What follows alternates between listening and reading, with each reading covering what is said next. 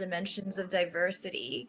Um, you actually educated us about this dimensions of diversity diagram. Can you walk us through that?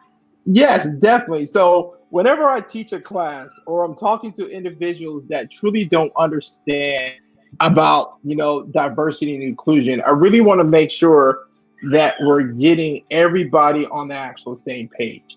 And so when we talk about diversity and inclusion, we have to look at it from this standpoint and not just from a race and gender, because that's where our minds automatically go to, is that race and gender. So we look at the very middle is personality. Everybody has a different personality. No matter who you are, everybody has different personalities. When we look at the internal piece, this is stuff that we're born with from day one, just born with from day one. And the age, our race, our ethnicity, our physical ability, our sexual orientation, our gender, this is stuff that we're just born with from day one, that everybody has. And so when we look at this, we just can't say, this is diversity. Diversity takes in all these pieces. So we look at somebody that may be a little bit older, people may have a biases against people that may be a little older that might want to come work for a different organization, to where you have all younger people. We've always heard it that, it's the older you get, the harder it is for you to find a job versus the younger you are. And that's because, you have that age biases. When you look at ethnicity, that's another thing.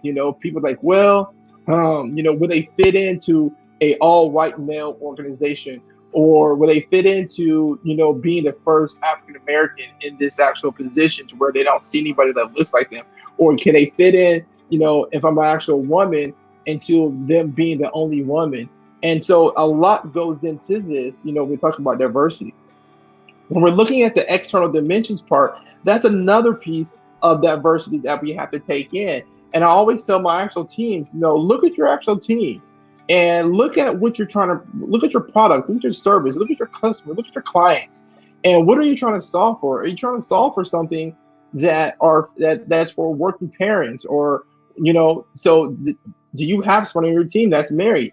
Do you have someone on your team that may be married with kids or single with kids? Do you have somebody that fits those actual brackets?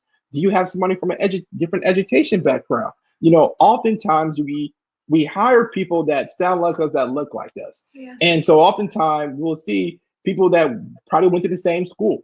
They probably went, worked in the same industry, and now they're just here. So now how does that take in, the work experience? How does that take in geographical location? How does that take in personal habits? How does that take in a lot of different functions of diversity? And then when we look at the organizational dimensions piece, from corporate America, we may be, you may have unions, management status, functional level, so there's a lot of pieces that go into diversity. So I use this because we're talking about diversity and inclusion. We just can't leave behind our actual allies. We have to bring everybody along. So when I talk about this and I use this actual slide, everybody understands it, everybody gets it. And so now I can have a true conversation on what diversity and inclusion is, and people's mind automatically don't just go to race and gender.